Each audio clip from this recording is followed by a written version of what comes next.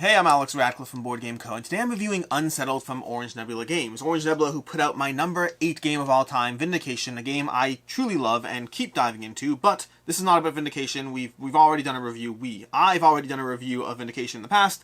This is about Unsettled. They're a space exploration game. Unsettled is a game that comes with 2 core planets in the box. There are a bunch of expansions. You can see 4 of them over here. They're going to have a Kickstarter coming shortly. I'll link to that down below when relevant. But basically, each planet represents a new adventure and a new set of rules around how that exploration will happen.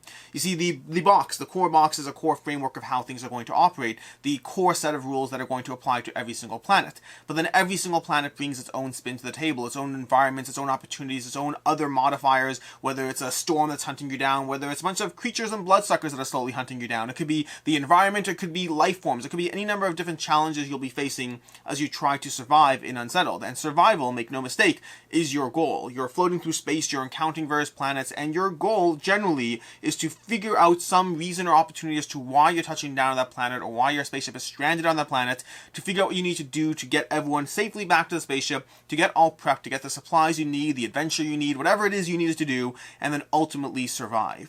Every single planet currently, and this is something that might change, I don't know what their expansion plans are right now, but every planet currently comes with 3 tasks. So once you explore a planet, it's not a one and done. You can replay every single task, but before you even get to replaying it, each planet comes with 3 tasks that you can go into, represented by these sets of cards over here that unfold slowly like a book, giving you a bit of a story. We have the not-so-tasty treats as we go into this living being of not really a planet, but a thing that we're on, or in, as it were. And you're going to unfold these, getting your objectives as you go through it, getting a variety of text, flavor text, as well as objectives, things you have to be mindful of, what you're trying to do as you slowly make your way across those cards, generally 8 total pages, so to speak, 4 cards double-sided, but that will vary based on the planet or the task that you're going through.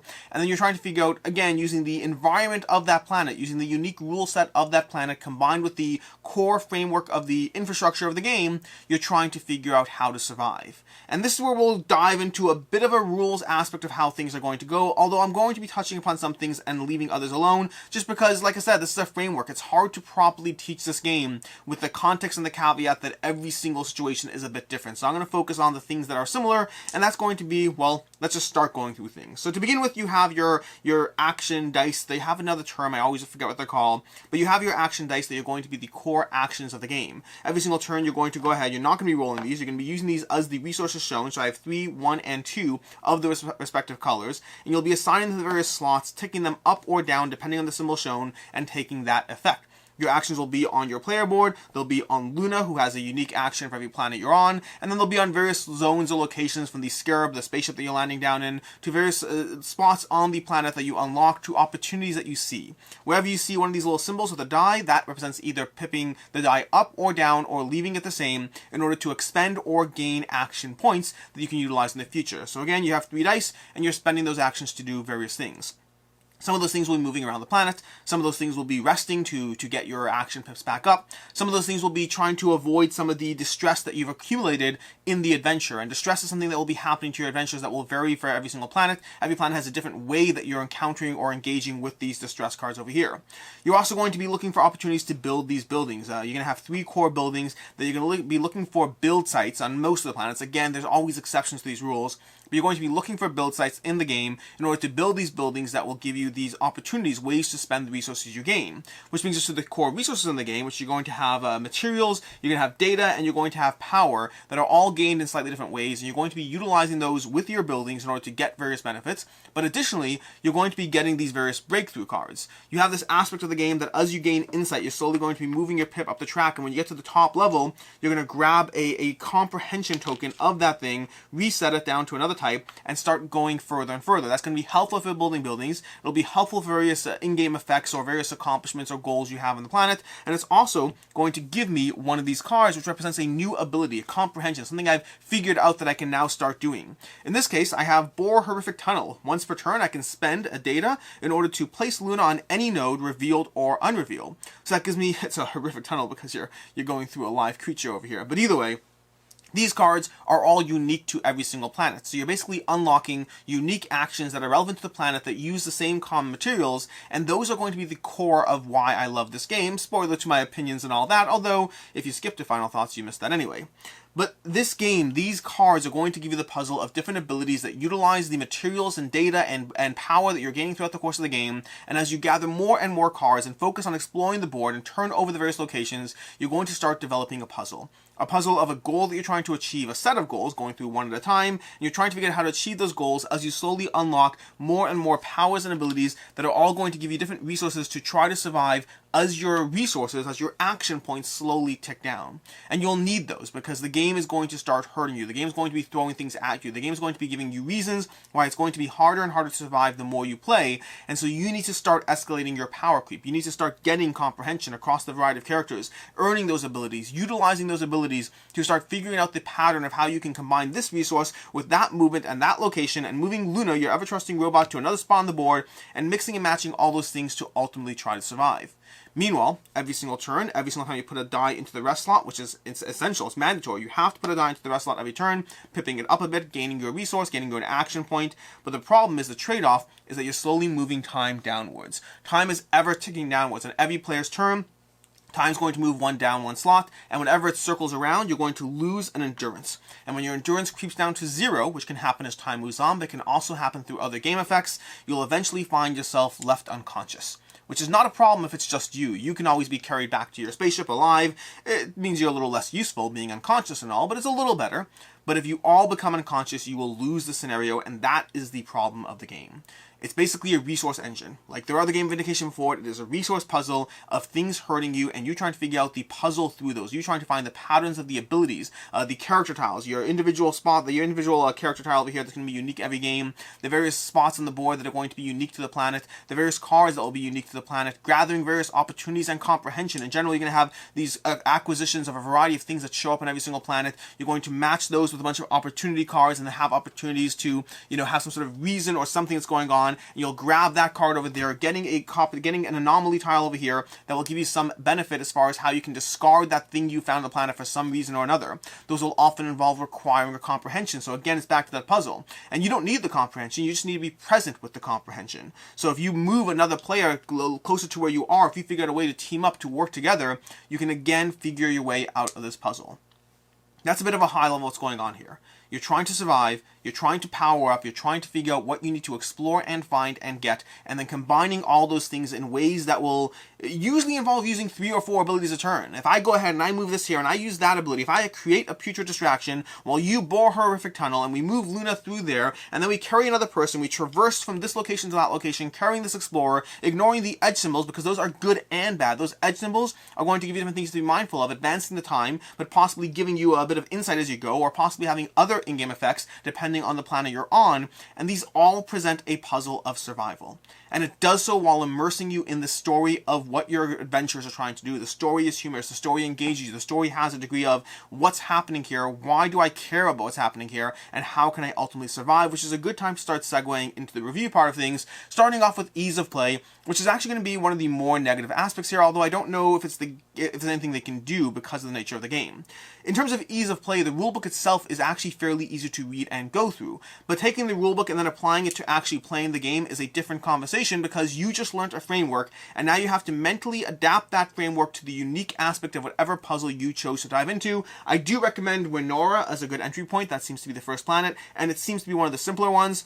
That said, every planet is a different struggle. Every planet is a different beast. Every planet is a different experience. And so you're trying to learn the rules of a planet and then mentally applying the rulebook you just read and putting the two together, which is fine. It's not the end of the world, but it will result in a messy first play, in my opinion. I think for the most part, this is likely to result in a messy first play just because of the nature of applying a rule set that as soon as you dive into those rules, they have already changed before you began playing. Again, I don't know if it's necessarily their fault. I think it's the nature of having a framework of rules and then the unique aspect of what's actually happening on the table in terms of the planet you chose to dive into.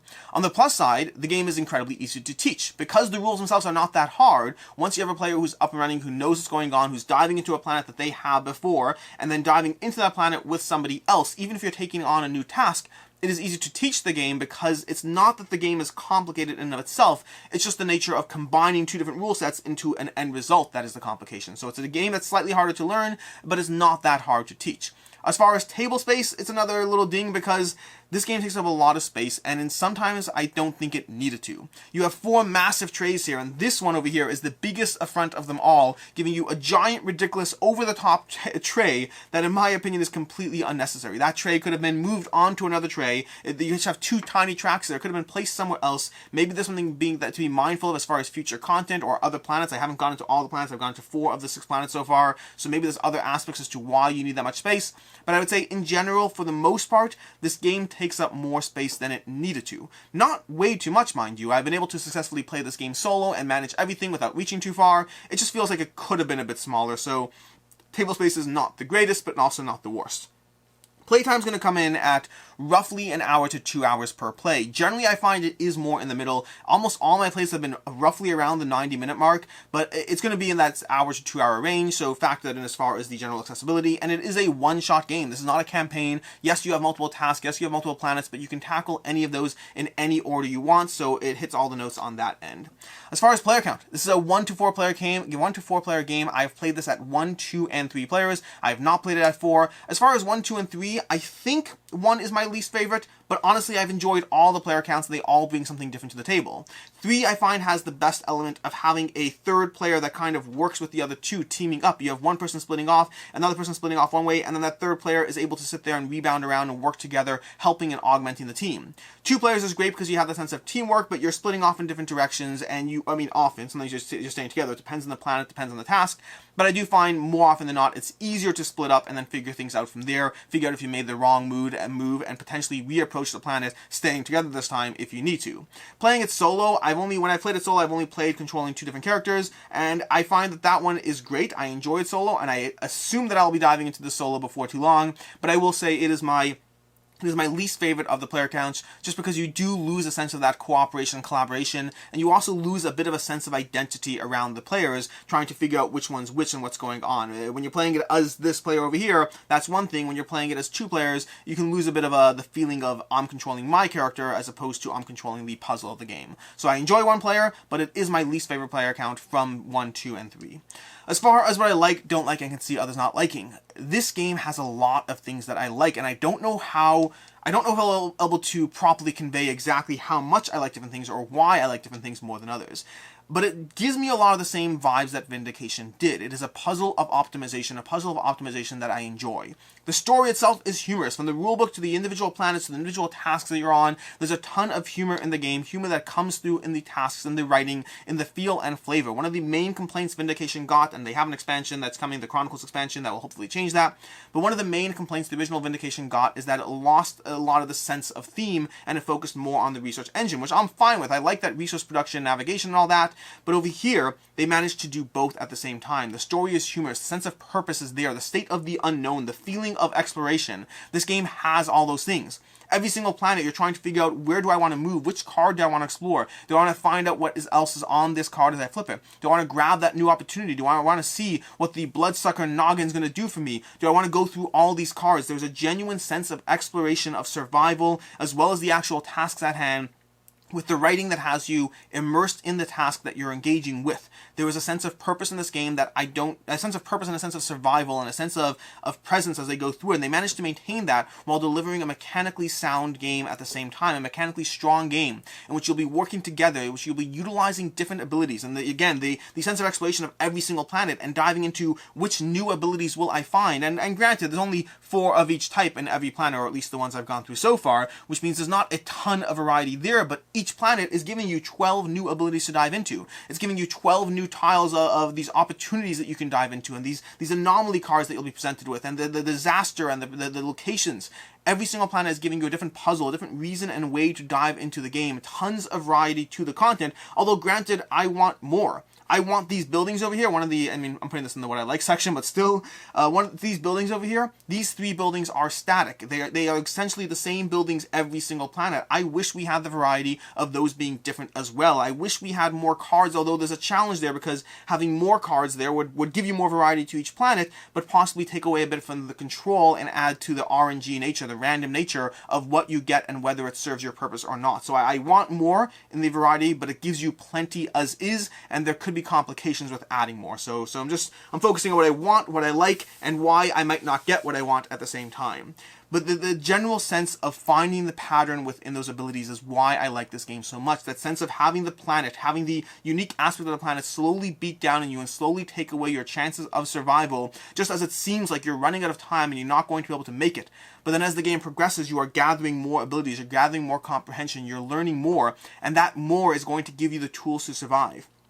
Unsettled as a framework, for the most part, has had me with every single planet, not doing less as the game got on, but feeling like I'm running out of time, feeling like I'm getting crushed and not going to survive. But then you're able to, or in most cases you're able to, because you find those abilities and you power up and your characters get stronger and there's more things that you can tie together. If I spend this power here, I'll be able to move there. If I spend that data there, we'll move Luna here. And if I spend that material there, we'll be able to build that base over there and we'll be able to move Luna here. And then we can jump you back to the Scarab and look at that, we just won. There was a puzzle being presented here, a puzzle that I really enjoy, that gives me a lot of the same vibes that Vindication did in that resource conversion engine of just trying to figure out what the pattern is that will most serve your purposes. Whew. As far as what I don't like, there's really, I have 3 things, but only one of them is a real concern. The other 2 are nitpicks. The first is that table space aspect I touched upon already. Some of these trays over here, while being nice, I just feel they're over the top and add to the table space in a way that is, to a certain extent, unnecessary. So it's more of a nitpick than anything else. The second nitpick, which I didn't even bother pulling out over here, I don't like the astronaut faces. You get a whole pile full of astronaut faces that slot into your player board. This is really me nitpicking, to be very clear. But they don't match the look of your astronaut and his suit, and they just give you like this faceless, this like little astronaut thing going on, and then this random face that doesn't even match, doesn't even look like you have your suit off, it's just like a disconnected thing. Minor nitpick, but I am looking for nitpicks here. The only thing that I think is really a potential issue here as far as Vindication goes and its future within my collection, the way I look at it and all that, is there is a degree of randomness to the experience that can make one game better or worse than the next. You could have things come to you more easily on one planet versus another, based on the way you draw the cards, based on the way the tiles, the locations are laid out, based on anything going on in the game, even based on the way you roll these material and data dice. Those are bad, by the way, those are 1s. Even the way you roll the material and data dice to get what you need. The way you grab anomalies, the way you grab the opportunities, and not when I say way, I just mean the way they come out. There is a degree of RNG to the experience, of randomness to the experience, that can make one experience different than another. The way you have these various location sides line up and the way that might give you a more optimal path in one game versus another, there is enough randomness in the game that makes the games potentially too easy or too hard, depending on the experience you are diving into. I have had better and worse games of Unsettled. For the most part, better. Almost all of my experiences have been immensely enjoyable, but I have had some that felt a little bit too easy. I've yet to have some that felt way too hard, although I have heard from some people specific planets to dive into and specific tasks to dive into that may prove me wrong there. But there is a potential degree of variability to each individual experience, from the planet you dive into, from the task you dive into, and from the RNG nature of how that affects things. So while I am going to be giving my opinions and thoughts and ratings of Unsettled as a whole framework, there is randomness or differences within that framework that takes away from potentially the best of the experiences to the more just good of the experiences. As far as what I can see others not liking, there's a few more things there. The first is that this game can be subject to the alpha player problem. The idea that one player might see a pattern better than another does. The way one player might say, but if you go ahead and if you use your skill over there, your comprehension there, if you use that to do this, you can help us win. And so you have that potential issue of having an alpha player being a visible table, helping others or guiding or pushing others along. It can be a problem because this game is about seeing those patterns. And when you play that in a competitive game, that's not a problem at all. You're each playing your own game, but in a cooperative experience, someone might either have to keep their mouth shut or potentially figure out a way to engage with the other players in a way that coaches or guides without leading. It has the alpha player problem. This is an optimization puzzle with open information, and that can have the dominating player at the table playing the game for others. And then secondly is every planet has new rules and new things that you have to be mindful as you dive into the experience. On the one hand, that adds to the variability. Every planet is a new puzzle, every planet is a new game, but like Too Many Bones, every planet is a full new game that you have to learn, a full new character, so to speak, that you have to dive into. Every planet gives you your full own little sheet, if I could find it somewhere over here. Every planet gives you a full, 2 or 3 or 4 page spread of the differences that planet brings to the table, the new things you have to learn, and that planet will be good for 3 tasks. You can can dive into it, that's sure, but then it just adds to that potential barrier to entry. And then lastly, potentially the degree of replayability might be a problem for you. And what I mean by that is this game has a lot of replayability, in my opinion, a lot of variety like I already told you, but there certainly is less replayability on your second or third dive into the same task on the same planet. Every time you dive into a planet, it's a new game, it's a new framework, it's a new something going on. And every time you dive into a new task on a new planet, there's still that sense of adventure, there's still that sense of unknown. But if you dive into the same task at the same time, you'll still find things you didn't the first time. You'll still find opportunities, you'll still find various skills, you'll find different things that you didn't see the first time round, but the degree of replayability will get lesser. It is a puzzle. It's a puzzle that will shift up, and it's a puzzle that will be different. But I think, for me, a huge part of why I like this game so much is the combination of the puzzle with the sense of exploration, and repeated dives and repeated plays into the same task, while still being fun, will take away from that sense of exploration that you're getting from the game. As far as final thoughts on Unsettled, this game is a lot of fun. I really like Unsettled. I like it a lot, and it's not that much of a surprise because, at least to my own mind, it shares a lot of the same DNA as Vindication. It's just one's a cooperative game, one's a competitive game, and one actually manages to immerse you a lot more in the sense of story and theme as opposed to the other. But both of them give me that resource optimization puzzle. Both of them give me that opportunity to try to feel and to try to see and find patterns and then feel clever as a result of doing so.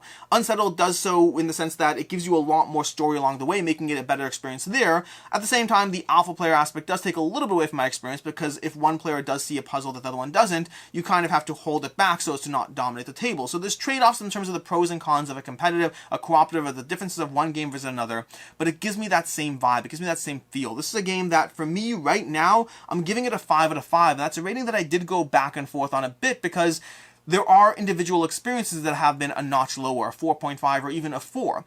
But for me, I'm giving it a 5 out of 5 because the sense of drive I have to continue diving into every single task, every single planet that Unsettled offers is high. This is a game where I have sat down and played other games and thought to myself, I really wish I were playing Unsettled right now. I really wish I were diving into another planet. It has made me get rid of a few solo games from my collection just because I sat down to play them and I realized I would rather be playing Unsettled. The fact that it gives you all this in a single shot experience, one that doesn't require a campaign, it gives you a ton of variety. It's a game that absolutely, I'm loving it a lot. Although again, with the caveat that replayability or other planets are the types of things, or the RNG of the experience, are things that are worth mentioning as things that might make this rating lower a bit over time. For right now, I'm rating this based on how eager and excited I am to explore more in this engine, to see more, to find the new planets they're going to be coming out with, because I've already gone through 4 of these 6, and I already am hungry for more. I already am hungry for more of the experience, more of the variety, more tasks within each planet. The nice thing about the framework is it's easy to add more tasks for existing planets, and just more planets in general. I want more because of how enjoyable, thematic, immersive, tactical this game is. Absolutely loving Unsettled by Orange Nebula. As far as other game recommendations, first of all, obviously Vindication. Vindication is going to give you the same puzzly feel as Unsettled, but in a competitive experience instead of a cooperative one.